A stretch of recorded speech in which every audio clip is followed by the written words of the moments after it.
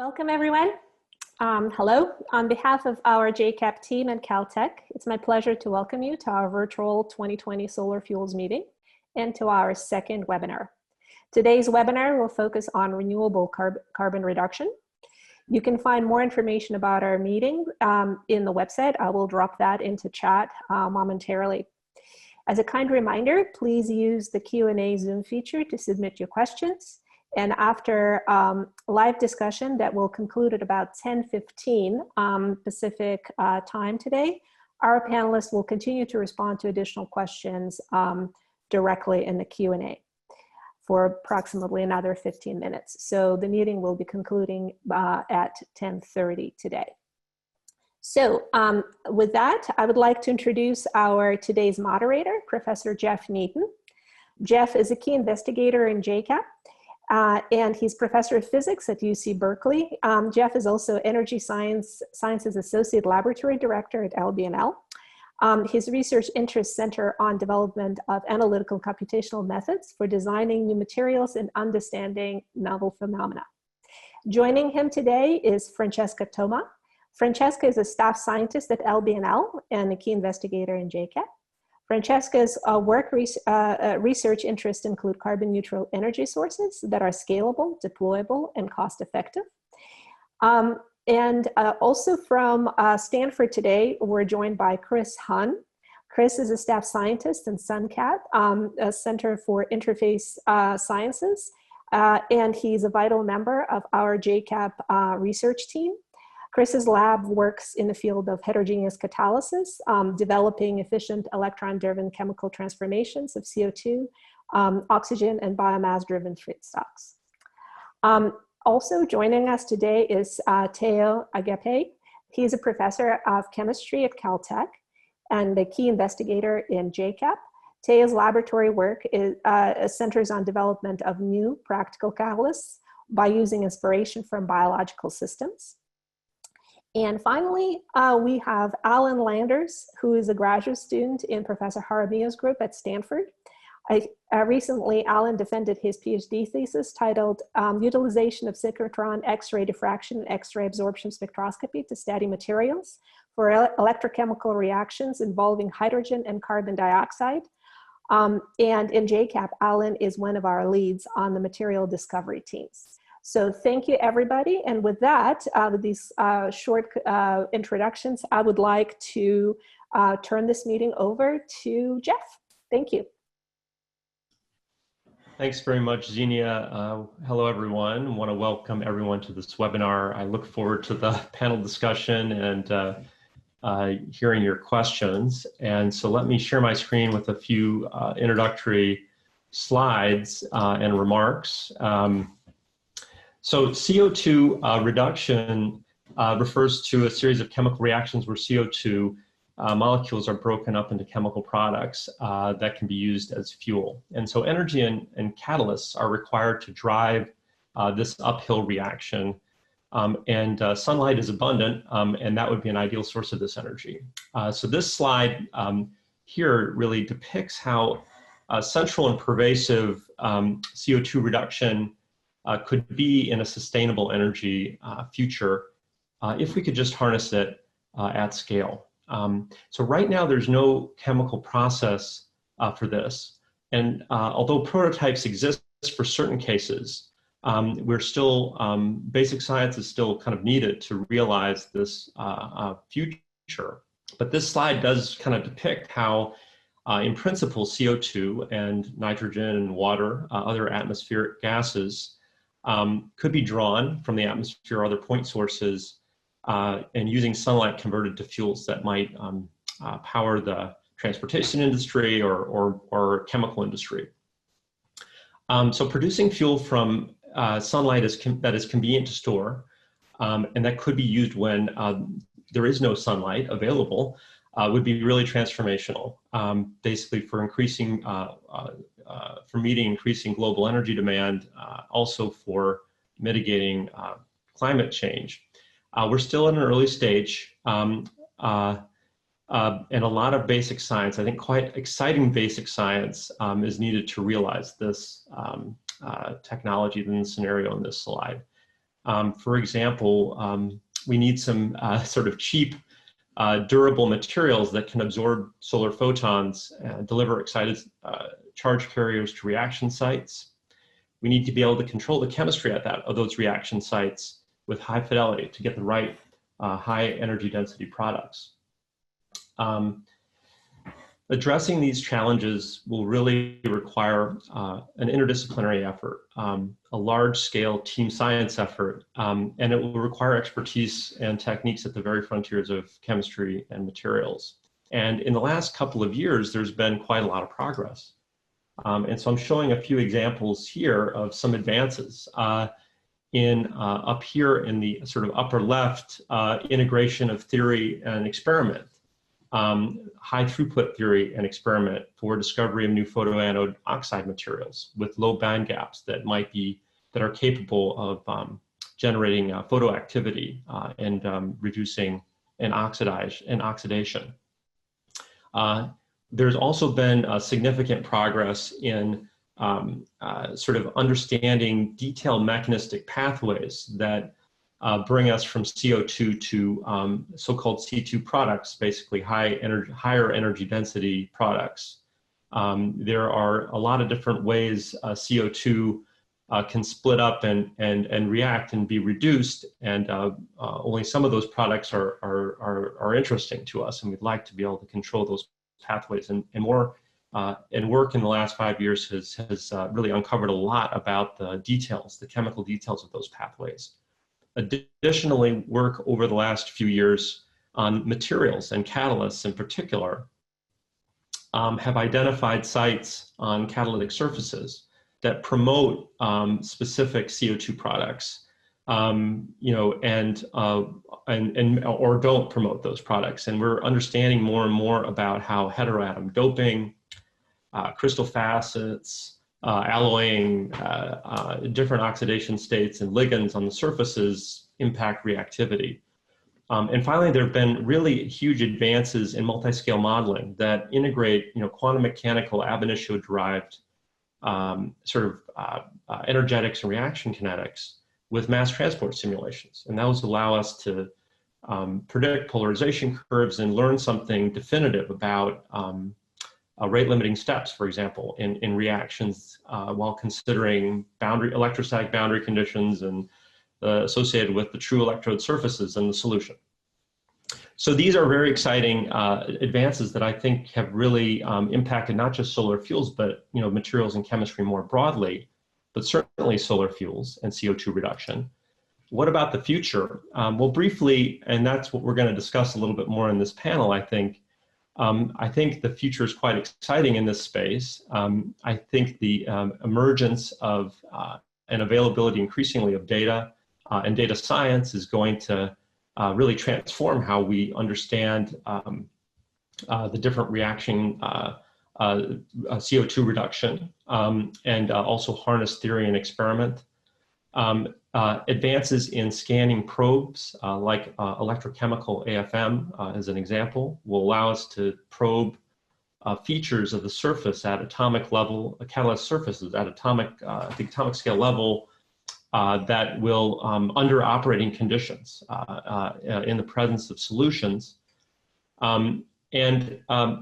advances in X-ray characterization, particularly almost all the synchrotrons in the country, including, and those also worldwide, are going through upgrades. Their brightness is increasing, their spatial resolution is increasing, and those advances are going to enable us to understand complex heterogeneous materials and their surfaces with high chemical specificity and spatial resolution atomic specificity. I think that's going to be an exciting tool for this problem, and it's really going to enable us to, I think, in the end, co-design the different microenvironments that play a huge role in CO2 reduction and efficient CO2 reduction.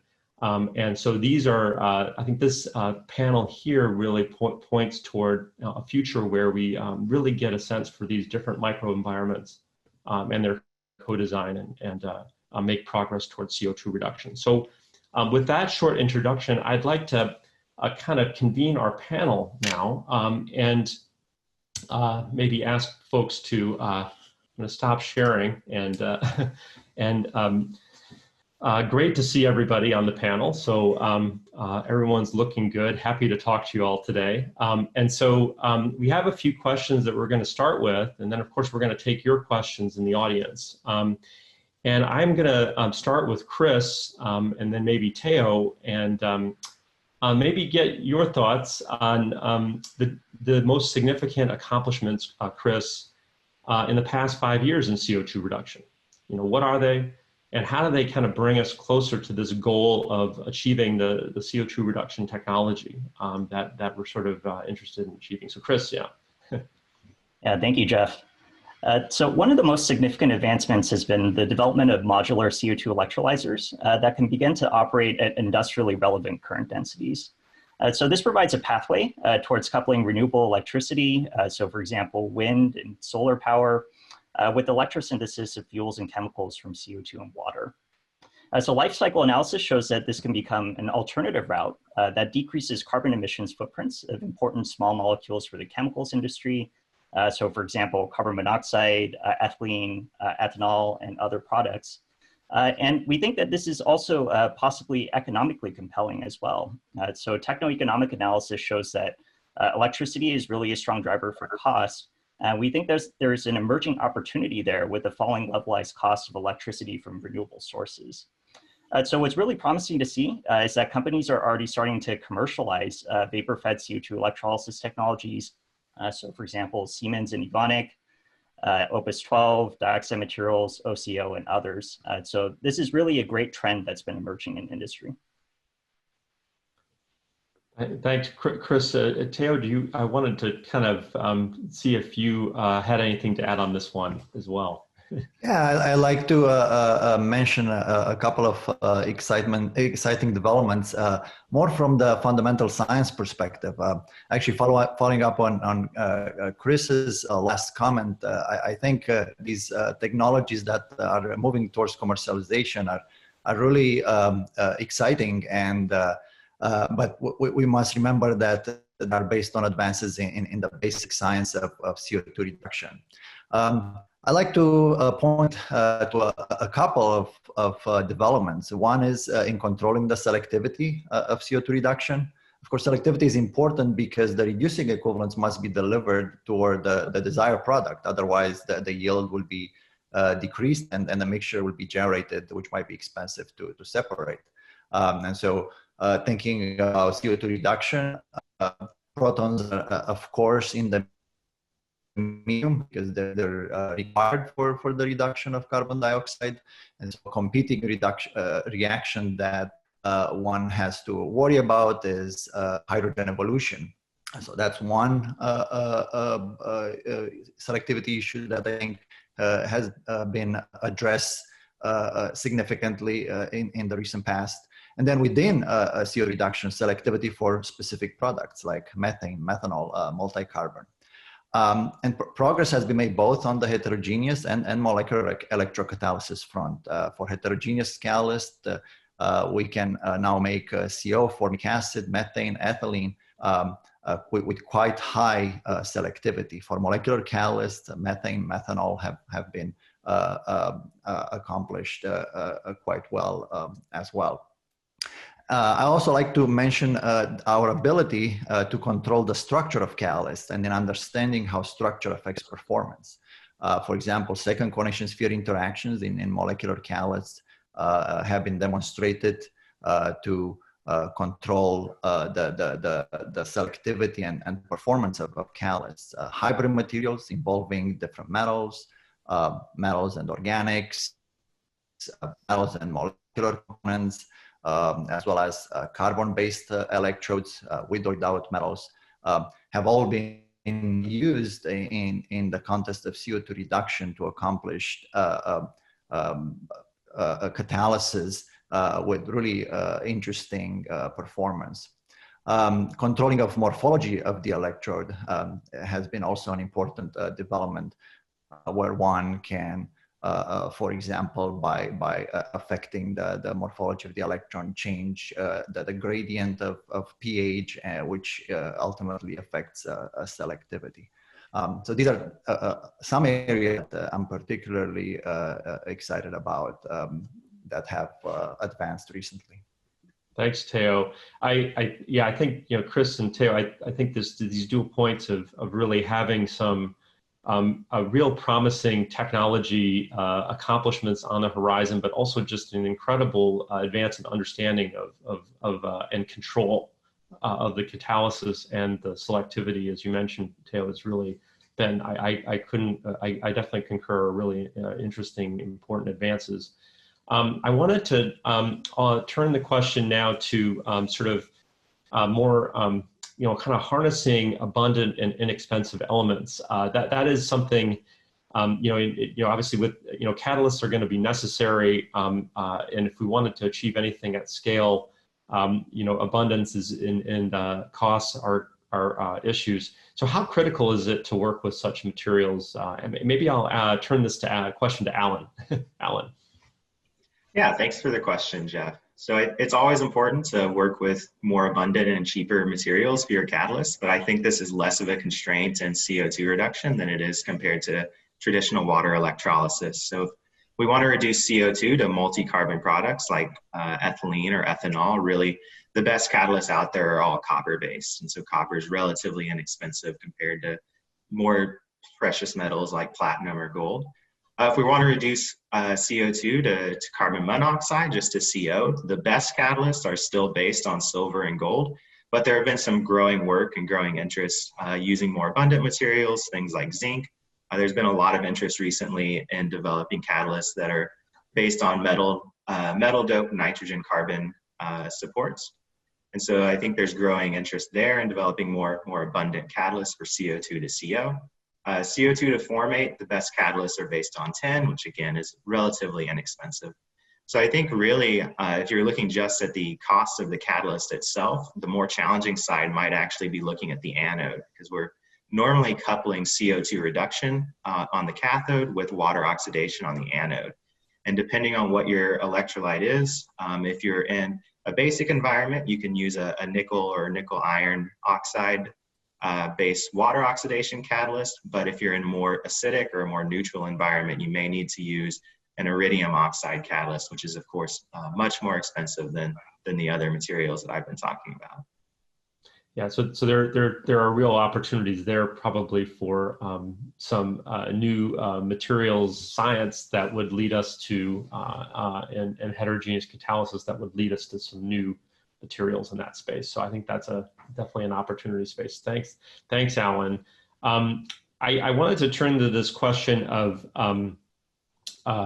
sort of other chemicals that might that could be made in solar-driven CO2 reduction.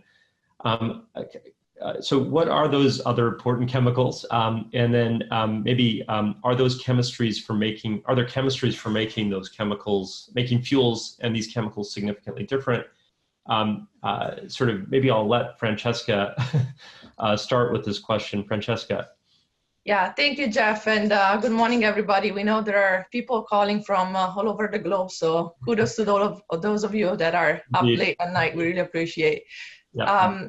Yeah, so first I want to start by saying a few words about the field, and then I'll turn it over to Teo, that I know has also been thinking a lot about this field and specific chemicals and chemical routes that we can use. So going beyond solar fuels, it's really interesting because it's related to what we define as fuels. So our definition of fuels is really related to petrol-derived chemicals. So oil is made of about 75% of saturated hydrocarbons, and the rest is aromatics. So we define as fuels saturated hydrocarbons. And when we are, for example, on copper surfaces where we know we can make several different products and we are able to make ethylene in high quantity, then ethylene is not really considered a fuel, even if it's a chemical with a very important commercial value. So this is one part of the answer, and then the second part can be related to the fact that chemicals that we are already able to make can be utilized in other applications. And I'm going to make an example of a startup company that is based in New York, ERCO. I'm not going to say what's their main commercial product is, but interestingly, they were able to repurpose their plant to make hand sanitizer during this pandemic. So it was a really nice redeployment of a process to reduce CO2 to make hand sanitizer. So what's the challenge in front of us? The challenge in front of us is to understand how we can transform carbon dioxide into other products that are useful for industrial processes. And this is going to be the challenge ahead of us. So transitioning from thermochemistry to electrochemical processes, because as we think of it right now, we think that a lot of the energy that we are consumed goes into fuels and goes into powering our cars, for example, but a lot of the energy that we actually consume goes into chemical processes. So to halt climate change and for a sustainable future, really now we can think of how to utilize carbon dioxide reduction and organic electrosynthesis to make new chemicals, not new chemicals, but to make other chemicals rather than solar fuels. So I'll turn it to Theo because, as I said, he has also thought a lot in this field. Thank you, Francesca. Yeah, many of my thoughts are actually very much aligned to what you just mentioned. This is a very important and interesting and exciting question in the field of CO2 reduction. Ultimately, in a more sustainable future, I think that many or even most carbon-based chemicals could be derived from CO2 rather than petroleum. If a significant portion of these chemicals eventually are converted to CO2, then we have a carbon neutral cycle. Many carbon-based commodity chemicals are organic compounds and are quite reduced. And so high energy input is needed to bring CO2, a very stable and oxidized a molecule, to the desired reduction level. But with electricity derived from renewable sources becoming less expensive and companies marketing more environmentally friendly chemistry, sourcing carbon from CO2 is becoming more commercially appealing. It is important to remember that the source of the electrons, the reducing equivalents, has to be renewable sources. If the reducing equivalents come ultimately from fossil fuels, then we're not carbon neutral, right? Products that are quite reduced and have more than one carbon, such as ethylene, as Francesca mentioned, are particularly appealing. Ethylene serves as a precursor to a number of industrial processes. It's produced on a 150 million ton scale annually. And so being able to make ethylene from CO2, it really changed the landscape of how we make our chemicals. We're seeing progress on a number of multi-carbon products. Ethylene is one of them, but also ethanol, propanol, for example. But beyond the ones that we can do now, or we're starting to see developing, there are new catalysis systems that one can imagine and will need to be developed to CO2, to convert CO2 directly and selectively to a range of industrially relevant hydrocarbon. I really think this is an exciting area of research that we'll see advance really tremendously in the next few years. Yeah, thanks, Theo and Francesca. I think well put. Yeah, I think another issue is sort of kind of on a separate tack is kind of this sort of dual issue of trying to remove CO2 from the atmosphere and oceans. And so one wants to do that, of course, to mitigate climate change. We're currently adding gigatons per year of CO2 to the atmosphere. We actually have to turn that around into we need to turn the derivative around and have the sign be negative for quite some time to avoid massive temperature hikes, and global energy consumption is just increasing. So so it is, I think there's sort of, it would be important to think about the CO2 in the atmosphere and try to use as much of it as we could, draw on that as a feedstock for CO2. Of course, the chemistry is still under development and a lot of work would need to be done. It still remains to be done, exciting work, without employing the additional constraints of associated with atmospheric CO2 source. But I think if we could already start anticipating, and it would be an exciting direction scientifically to start anticipating the challenges associated with and working out the challenges associated with the interface between carbon capture, direct air capture, for example, and CO2 reduction chemistry.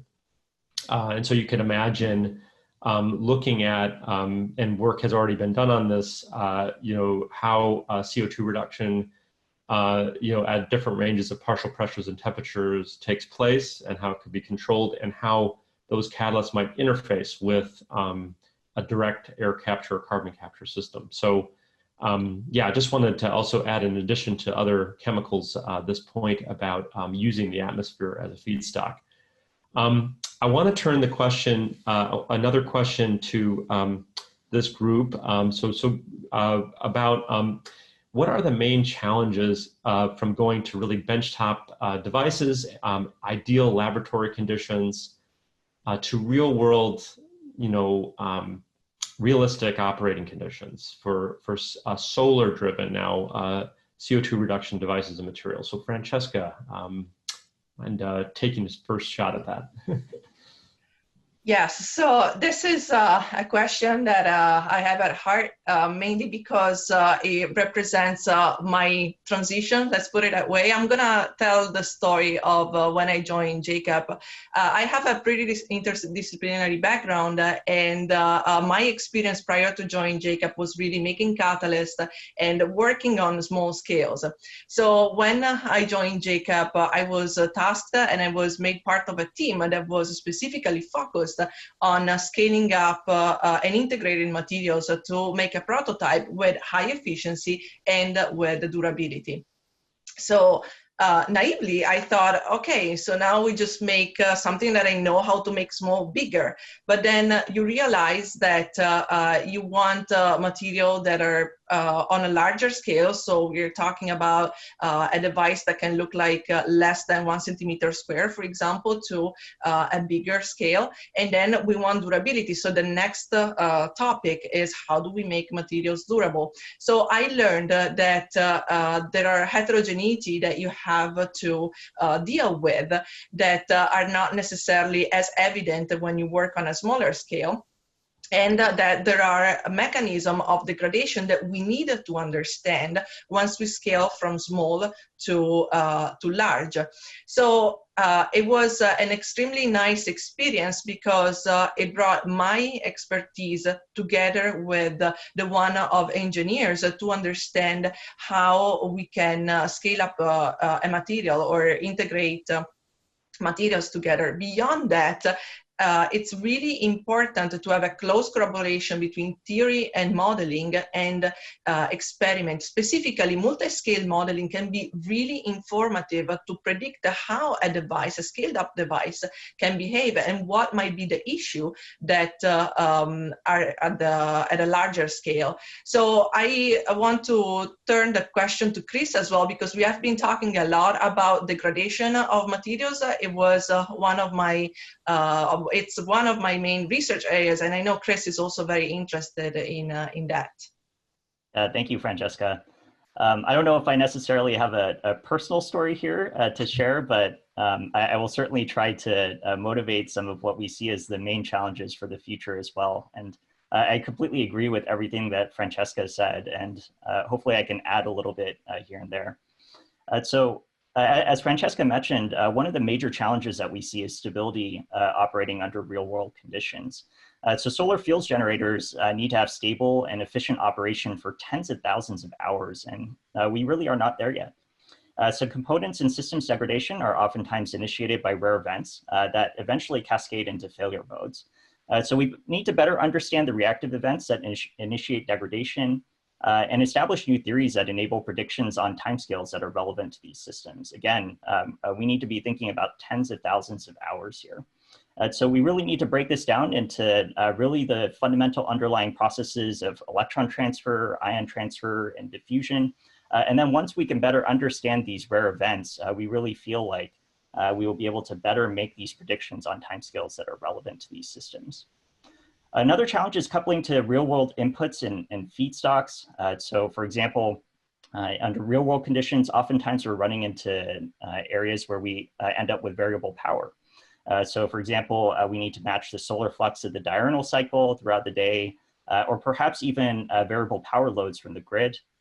Also, as Jeff touched upon, use of dilute feedstocks may be incredibly important in the future. So for example, dilute sources of CO2, as Jeff mentioned, air and seawater, really leads us to think about combining carbon capture and utilization, and whether either through one-pot methods or maybe multi-pot methods, we can achieve better energy efficiency. And also there's an opportunity there, and what we see as an immediate opportunity with more concentrated sources of CO2. So for example, there are point sources of CO2 from industries. So for example, flue gas streams, the concrete industry, fermentation produces a relatively pure stream, and others. We need to understand tolerance to fouling from impurities from these feedstocks. So we think that these are major challenges for the future, and we hope that the research community will really see these as major basic science challenges as well to tackle. Thanks, Chris, and thanks, Francesca. Great discussion on this. So I want to kind of put out this question that is sort of a little bit open-ended, but as we're kind of, but I think it would be interesting for the audience certainly to hear. Alan, congratulations on your PhD thesis, and so now I kind of wanted to maybe start with you on this. Do you see working in this field in the next 5-10 years? Yeah, thanks for the question. I think there's definitely a good chance of it. I think what we've heard from all the questions on the panel today is that, number one, this is a very important process. We really need to develop a more renewable energy infrastructure around us. So we have a great need for this, but there are also still a lot of unanswered questions that we really still need to investigate more and to address so that we can learn from these fundamental questions and help develop better and better devices for a real world. And just a couple of the challenges that I think are going to be really important is learning more about the mechanism of CO2 reduction. There's still a lot of question marks, a lot that we don't understand about how we actually go from CO2 to ethylene or CO2 to CO or CO2 to ethanol. And so I think as new characterization tools keep getting developed over the years, I think that's something that we can really leverage and apply to understand this reaction in a little more detail. And then I think another big challenge is going to be synthesizing more complex materials. So like Francesca and Teo were saying earlier, if we can take CO2 as our feedstock and then make all of these different really complex carbon materials that we use in our society, I think that's going to be another area where we'll see a lot of growth in the next 5 or 10 years, and there's a lot of space to investigate and a lot of questions that need to be answered there. Thanks, Alan. I do hope you're still working actively in this field. We need you. Actually, I'd be interested in Francesca's views on this too, if she wanted to answer as well. Yes, thank you. I definitely agree with Alan. The challenges in CO2 reductions are not all solved yet. Personally, I take my inspiration from how we can impact society, and when I look at this, I really look closely at the Sustainable Development Goals of the United Nations. Specifically, we are working on goal number 7, that is on affordable and renewable energies. But then, as we were talking earlier, one of our tasks will be understanding how our expertise can continuously be updated, if you want, and be reinvested in future challenges. So I think that in the next few years, we are going to have to see more of machine learning coming in our field, for example, and high throughput experimentation is already a reality that we're integrating. So trying to bring multiple expertise from different fields and to deploy those in renewable energies, I think it's where I see myself in the future. Thanks, Francesca. Yeah, I just wanted to add on that front, I think that's one of the things that really excites me about this area. It's a problem that's bigger than any one of the core disciplines. I was, of course, trained as a condensed matter physicist, and I think, and it was a great training, and I'm very happy to have had it and have carry that perspective, but it's really humbling and gratifying to be able to try to contribute even in a small way to such a big problem and work alongside people from other disciplines, from chemistry to materials to engineering. And so that's one of the great opportunities about a problem like this. It's so big that you really get to learn a lot of science across the disciplines. Teo, do you have anything to add on this? I'm curious. Yeah, actually, as you were mentioning your motivation to be in this field, I was thinking that it overlaps very much with mine. This aspect of working with scientists in different areas towards, of course, a problem that's a big problem, but also a problem that we all care about is really quite exciting. And actually, my personal entry into this field involves shifting areas to a certain extent. I mean, I was trained as a small molecule organometallic chemist, where I would want to stay away from water in my chemistry. Now, of course, we want to use water as the source of protons in doing CO2 reduction. Moreover, we work with copper. But we are bringing into the table experience from small molecule chemistry as well as mechanistic insights. And I think we'll see more and more of joining forces between scientists with different expertise to address different aspects of the problem. Chris, anything to add on this? Well, since everybody's sharing a little bit of a more personal take on this question, maybe I'll add also to the theme of interdisciplinary research. As a PhD student, I really spent a considerable amount of time working on semiconductors and really with materials chemistry. And it wasn't until my postdoctorate that I started even working very much in the field of electrochemistry and electrocatalysis. So I find myself every day really leveraging those concepts from those different fields and applying them now to this very exciting challenge of developing renewable fuels and chemicals. Maybe I'll add one thing as well, which is Alan brought up the opportunity of organic electrosynthesis. And I think that, oftentimes when we think about a conversion using electrochemistry, at least in the context of our field, which is solar fuels, we're thinking about very large scales. And I think that we could be thinking about electrochemistry and its application to technologies that are really at multiple different scales. So we oftentimes are thinking about products, let's say, with relatively low value, but that are produced at relatively large scales. But we could also be thinking about applying these technologies to products with relatively high values, so commodity chemicals, fine chemicals, that are produced at generally lower scales.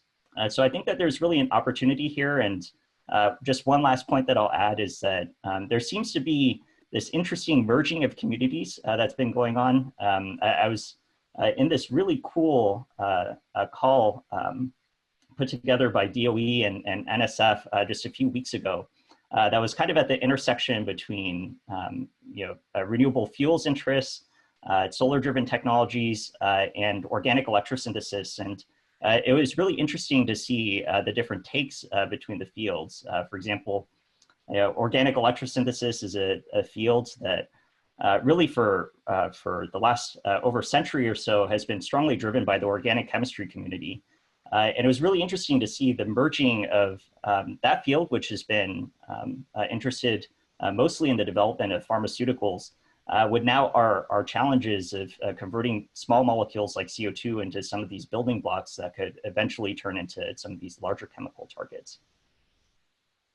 Yeah, thanks, Chris. I think this a problem like this really generates frankly, a new generation of scientists. I mean, with skill sets that may not have been that are strongly catalyzed by a problem like this. So it's really it's really a great it's one of those great challenges and opportunities for us as a scientific community and things. So it's great. I wanted to I guess at this point it's we've kind of gone around the table, and I think a few great had some great discussion on topics of CO2 reduction. There are a number of questions that are coming from the audience now, and we thank you for that. And we wanted to maybe talk about a few of those that are coming in. We won't be able to get to all of them live, but we will try to respond to all of them type some answers to them in the next in the next half hour or so. But maybe just to try to touch on a few of them before 10:15. There are a few questions. So one of the questions that maybe I'll start with is, which I think has been touched on a little bit, is been to make the CO2 reduction more practical and contribute better to reduce the CO2 footprint. What are the challenges to scale up the process? And then kind of along those lines, what is the most updated TRL level of CO2 reduction at this moment? Sort of technological readiness level and kind of jargon. So kind of where I think the question is about where are we kind of technologically. Chris, you touched on this a little bit. I kind of feel like I might want to hand this one to you to start. That sounds good. Thank you, Jeff. So I think that just looking at the timeline, this question came in slightly before we had the chance to discuss in more detail the challenges of scale up of the process. I think that we touched upon that area quite a bit. So maybe I'll focus a little bit more on the second question, and then we can certainly add more commentary to this question afterwards. In terms of the most updated TRL of CO2 reduction at this moment, just focusing more on low temperature CO2 electrolysis technologies, I would say that we're still at a very low TRL. So we are not at the stage yet where, let's say, we're taking a technology and we're taking it out of the laboratory and we're going now towards more pilot scales. But we're at this stage now where we have significant corporate interest. So if I had to put a number in terms of the TRL, I would say that we're probably more at kind of like the 2 to 3 stage and advancing quite rapidly. The most important thing is that we now have corporate interest as well. And I think that this is really going to accelerate improving the technology readiness level. One of the really interesting things that I personally have been following is the Carbon X Prize competition. This is specifically a competition about scale up of CO2 reduction and making valuable products for society. And I'm really interested in the next 5 years to see where this goes. I really feel like, since the start of when I worked in CO2 electrolysis over 7 years ago to now, there have really been significant advances. And we really are getting out of the stage now where these devices are really only being produced at kind of an individual laboratory scale. Yeah, I was gonna maybe follow up on that. And there is another question that's related to industry. That is focused on, what industry could do better to kind of bring attention to some of the challenges in the basic science that's being developed here. I wondered if Chris, and then maybe I could kick it to Francesca, might have, if you had any kind of follow-up thoughts on that based on what you just said, actually. Sure, I'll go ahead and start off, Jeff. In terms of what I'll focus on maybe one area just for now, and certainly we can expand on this further. In terms of what industry can do better, I think that it's very clear from the viewpoint of chemicals manufacturing companies that we need to start considering what is the cost of making a certain product based on the emissions for producing that product.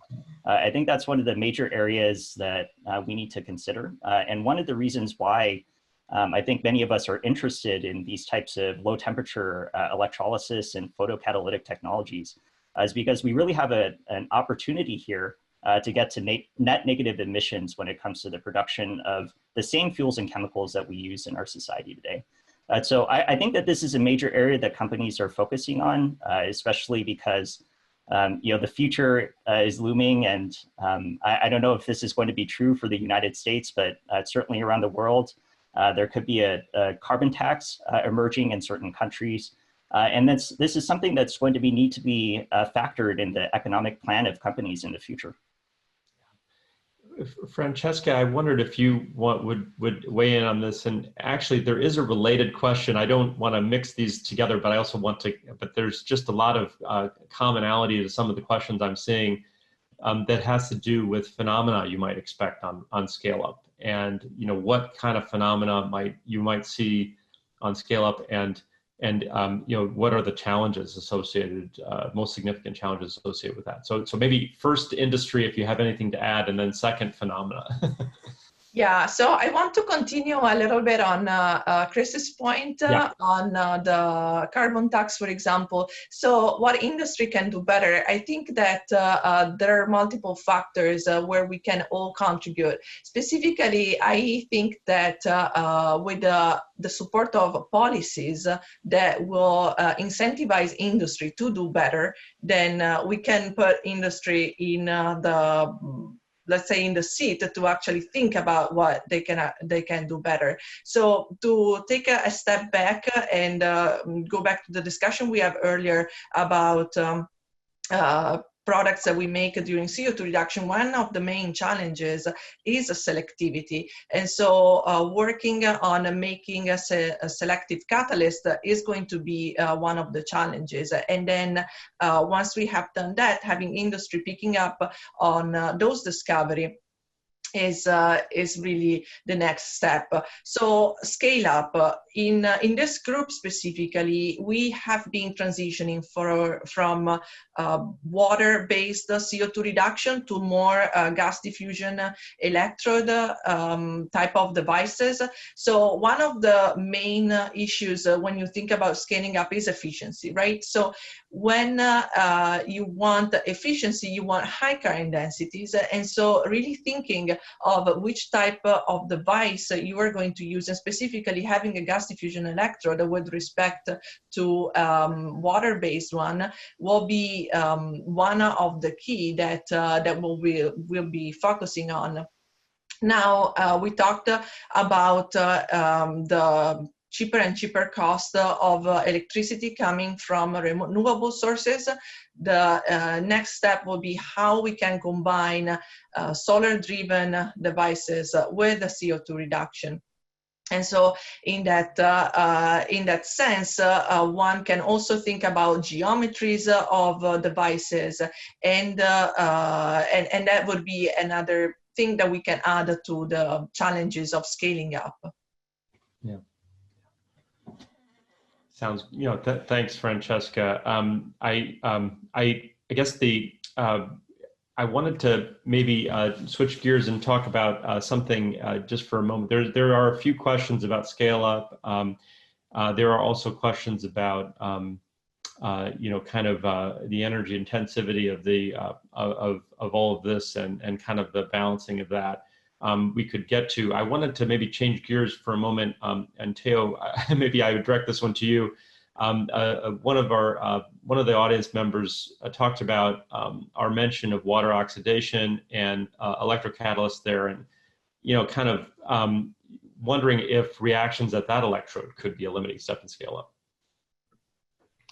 I think, as actually Alan mentioned earlier, in terms of really large large scale applications, that part of the device is important with respect to what metals you use. There you need a system that's based on abundant metals for both price as well as the ability to have enough material to use for the large scale application. So no doubt that in terms of big picture device, one has to think about all the aspects of the process, not only where the electrons go to CO2 reduction, but also where they're coming from, water oxidation.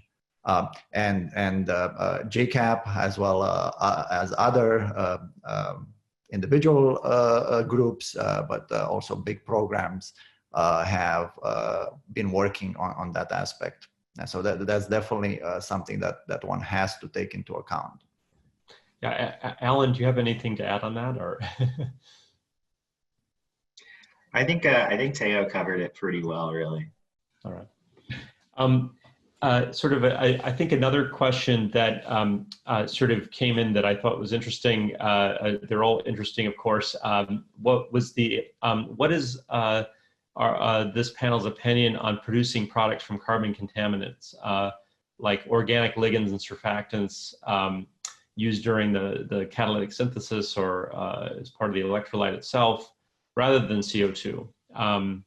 And so let's see, I wondered, Alan, do you have any thoughts on that, or? Yeah, I think that's a really good question. And I think that is something that we should absolutely worry about as a community is, are you actually reducing CO2, or are the products that you're measuring actually coming from something else, whether it's a surfactant that you use in a nanoparticle synthesis or some other source of contamination? So I think what that question is really speaking to is that we really do need to have really sound control experiments. So there are a lot of different experiments that we can do using labeled CO2, comparing CO2 to using a nitrogen feed instead of CO2. I think that's really an important thing to do, is to make sure that your products are actually coming from CO2 and not just from a contamination. Oh, go ahead, Teo. Yeah, I was wondering if I could add to that. I think this relates to Chris's comment on electrocatalysis for organic synthesis too, where we don't have to start from CO2 to make an interesting product. There are many potential targets that one could consider. And of course, the questions and the rules that one might think about in that context might be different from those under consideration for large-scale fuel production from CO2. Right? It might be that the product that you're targeting is really a very desirable and high value, and you might be willing to lose a lot of your reducing equivalents as hydrogen just to make the target that you're interested in. Another aspect of targeting electrocatalysis for contaminants would be to think about perhaps, for example, how to do water purification and selectively, or perhaps not selectively, convert contaminants that are unhealthy to something that's not problematic, is environmentally friendly. I think there are many opportunities in terms of using electrocatalysis for a variety of transformations. Thanks, Teo.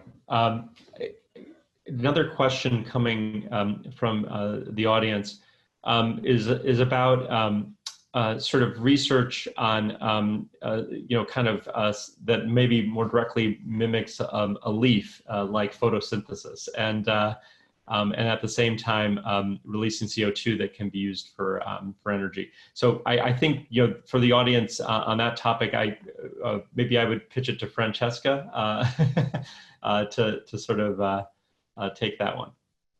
Sure, it's a very interesting question. Of course, one of the things that we say whenever we do artificial photosynthesis is that we take inspiration from nature. So basically what we are doing when we fabricate a device is exactly taking what a leaf does and try to replicate or possibly make something more stable in an actual device made, in this case, of inorganic materials. So it depends how you look at bio-inspired approaches in this way, in this case, because what we are doing is trying to emulate the functionalities of nature into a device. We can also try to utilize and to combine, for example, biotic and abiotic materials to make hybrid materials and for example, utilize bacteria that can specifically make certain products while we are utilizing a light absorber that can feed electrons into the bacteria. And there is, of course, a lot of research in this field, not to go just to the bacteria directly. You can also use enzyme out of this field. For example, in nitrogen reduction, you can find some very pretty example out there to do nitrogen reduction. So then the next question is how and if we can implement this sort of biohybrid approaches into a device. And this is a challenge because we could utilize the bacteria that can make a very specific products, and maybe we can improve the selectivity of a reaction in this case. Thanks, Francesca. Teo, do you have anything to add there? Or? I was gonna add to what Francesca mentioned, that you know, ultimately, you know, if you look at what the leaf does, what organisms do, right? It's balancing energy that comes ultimately from the sun. And move the electrons around to make the building blocks of life. And so this is something that would like to be able to do, and it doesn't, you know, the device we might use might not look anything like a leaf at the end of the day, but you know, the fundamental level is being able to move the electrons around and move the protons around, coupled or not, towards activation of small molecules and converting them into the products that are essential to life. And of course, for us, essential to life means more than you know, oxygen, food, and such. We need you know, interesting smart materials for our computers and iPhones and cars and so forth. And so there are many interesting targets that one can think about controlling in the context of going from these small molecules to advanced materials. Jeff, if you don't mind, I'll also add one point as well, which I find nature to be very fascinating in that it's devised its own mechanism of combining carbon capture with utilization. And in these photosynthetic systems, they've essentially devised this whole cascading pathway that incorporates both the capture element and then also the reactive elements all in tandem with each other. So in particular, I find this interesting in the context of thinking about reactive capture processes, where either we can co-locate the capture and the utilization unit. So for example, you know, CO2 concentration near the surface of maybe like an electrocatalytic system or a thermocatalytic system. And in particular, I think that there are some new unique opportunities there to also think about reacting CO2 in its captured state. It's something that nature is able to do. And when CO2 is in its captured state, essentially it's a bent molecule and it becomes immediately more reactive. So there's some new opportunities with science there that I find to be very fascinating. Thanks, Chris. I think maybe your answers inspired me to kind of, there are a lot of great questions. I do want to just thank the audience for all the questions that are coming through here, and please continue to send them. One of the you know, early questions we received was about this sort of closed cycle idea that, basically, so I can read the question, a so-called closed cycle for carbon fuels where they are synthesized from captured CO2, burned to release CO2, and then captured again would be very energy intensive due to the losses at each step and difficult to truly achieve carbon neutrality. So with the goal of contributing to decreased atmospheric CO2, should we instead focus on products with a longer term stable end use rather than fuels? If so, what would be suitable target products? So I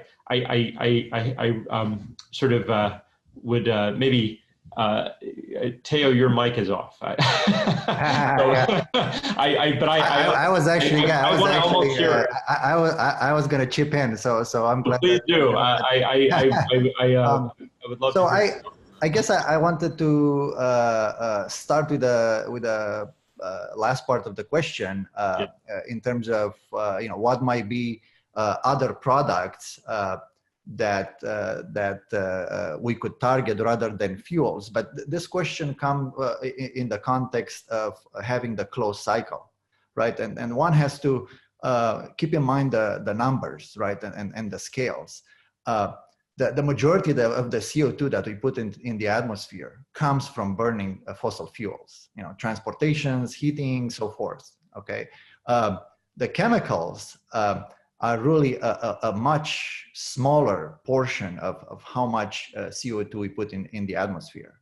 And so there's no doubt that, in terms of, big picture, a future when, we'll be as sustainable as we can be, we should absolutely try to get our chemicals from CO2. And there might be also economic reasons for doing that, and availability reasons. But in terms of balancing the numbers that we have currently, none of the products that we're making to the chemical industry match the CO2 that's put in the atmosphere through burning fossil fuels. If at some point everything is going to be based on electric cars and the electricity comes from solar, and we're not putting in that much CO2 in the atmosphere, then perhaps the chemicals will have a bigger proportion of the CO2 that gets into the atmosphere.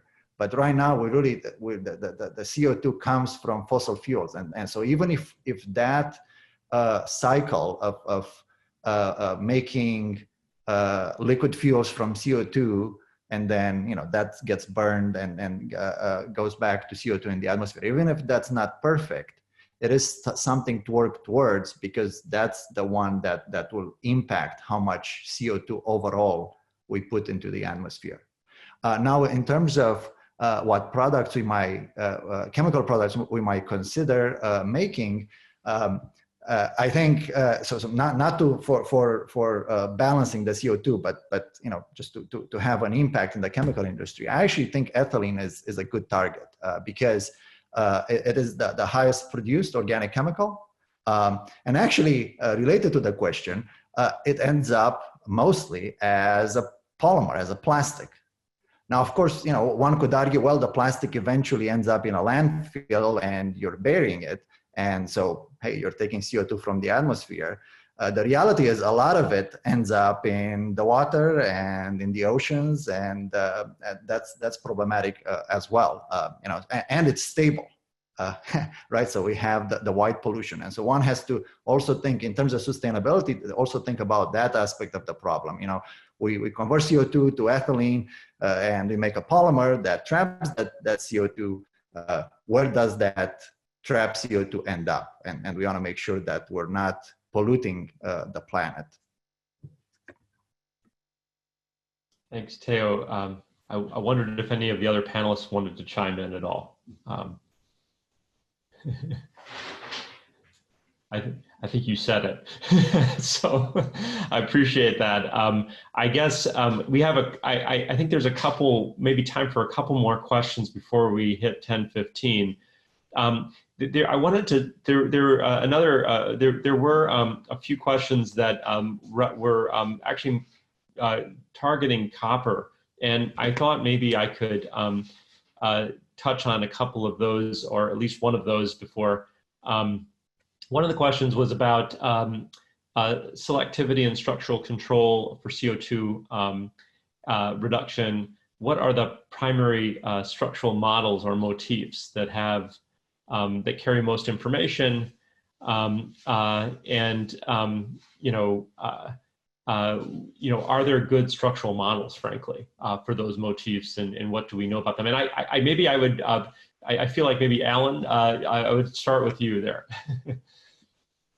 Yeah, that's a really good question. So I think that I don't think there's any one system that is perfect and going to give us all the answers that we need. I think we really need to be exploring a lot of different things.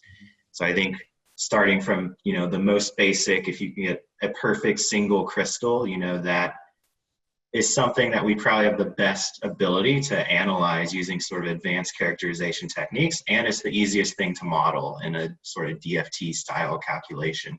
So I think that we need to start there, but that's not going to give us all the information we need. We need to be looking at other things. We need to look at different sizes and different shapes of nanoparticles to see if there are any effects, whether it's facet-based or surface area.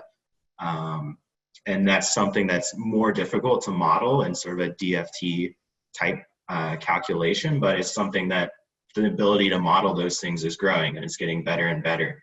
So I would say that we need to be looking at all sorts of different things, ranging from, very flat planar systems, so looking at much higher surface areas, more porous type catalysts as well. So I don't think there is any one perfect system that's going to be just give us all the answers we need. We need to really look at as many different types of systems as we can. Thanks, Alan. Actually, maybe I could sort of along these lines, but maybe in a slightly different direction, to Francesca. What are the challenges to developing hybrid materials for CO2 reduction? Yeah, so it's a great continuation from what Alan was saying, because what I was going to add is that we can have one single model system. If you want, you start with copper and maybe you're low in copper. But as we touched base upon earlier, you can have, for example, a copper surface and then have modifiers that can tune the activity of copper specifically. So when you look at hybrid systems, and I'm thinking again, for example, about having biotic and abiotic systems, one of the challenges is to really understand what's happening at the interface between the two, and how, for example, you can channel electrons through that interface. So that is one thing that one of the main challenges that I see there in hybrid materials.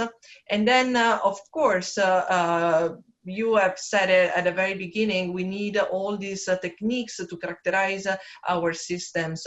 And when you have hybrid materials, then you need techniques that are able to look both at the inorganic and the organic counterpart. So having techniques that are somewhat flexible, or having multimodal type of characterization that you can do one after the other, it's also another part of the challenge to provide a solid characterization that can really make us understand what we can utilize at the end of the day. Yeah, yeah. And I think there are characterization techniques that are really exciting characterization techniques that are coming on the horizon. We mentioned a couple of them, and I think the theory in this space is also increasing. And so I know we're kind of maybe getting down to maybe one of the last couple of questions that we can take, and again, really thanks to those who are sending them in, and we'll be addressing as many of them as we can offline when those that we can't talk to. So I think this was touched on a little bit already, but I was gonna maybe turn this one to Chris, because I think he can elaborate or reiterate, because I think it's an important question about the comparison between efficiency of the state-of-the-art photoelectrochemical systems using photoelectrodes, for example, and the combination of photovoltaics and gas-fed CO2 electrolyzers. And I think you kind of touched on this a bit, but maybe given the importance of it, it would be useful to come back to it. So maybe I'll pitch it to you, Chris, first. Yeah, absolutely. And I think that this has been oftentimes when it comes to photocatalysis versus PV electrolysis, this is almost like an existential question that we continue to ask ourselves. Yeah. So it's definitely appropriate that we're bringing it up here. This is a nice open forum to discuss it. Yes. In terms of PV electrolysis versus photocatalysis, I think that we can draw a lot of analogs to the water splitting field. Particularly because we're seeing that the CO2 electrolysis field has been actually taking a lot of those concepts and has now been applying them into to larger, for photocatalytic systems like monolithic devices, and then also for the PV electrolysis systems into electrolyzers that more resemble what you might see from, let's say, like the PEM electrolysis community or the alkaline electrolysis community. And I think in terms of the pathways and in terms of our general timeline for when these technologies are going to be ready for being deployed, I think that we're seeing similar type of approaches in CO2 electrolysis and water splitting, where it seems like the more kind of like PV electrolysis type methods are already starting to see some very promising approaches emerge for dark electrolysis, where we can start operating at high current densities. In fact, I was reading through the chat a little bit as well. There's some very good commentary going on there, so I would recommend everybody reads through the chat as well as the question and answer session. They're really, there are companies now that are already producing products. As Francesca brought up, Airco is one example of a company that's already producing a commercial product that's being made from CO2. And as we start to continue to develop these technologies at scale, my answer to the question earlier regarding technology readiness level may have been a little bit understated in terms of where we are now. We're actually quite a bit probably further along than TRL 2 or 3, but we're not really at the stage yet where we can say that we're at the pilot scale and larger in terms of what you might consider to be like a chemical manufacturing plant. So as we continue to build there, we see this as being really the short-term opportunity. And in the future, I think that this question was asked during the webinar yesterday as well, for those of you who are tuned in. And I thought that Sophia Hausner gave an excellent answer to this question about efficiency. Really, our driving goal towards going towards photocatalytic systems is decreasing the length scales that we need to have these electrons and protons, and in the case of CO2 reduction, CO2 and other reactants approaching the surface. And then by doing so, we hope that we can achieve gains in efficiency in the system. So ultimately, we see this as being the longer term target.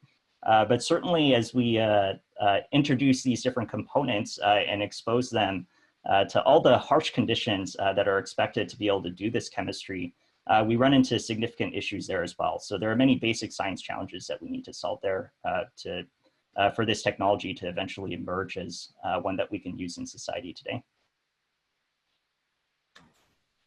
So I want to add a quick point on that for solar-driven CO2 reduction. I think that in addition to water oxidation, we probably have more opportunities there, because light can have, let's say, a special role in driving selectivity.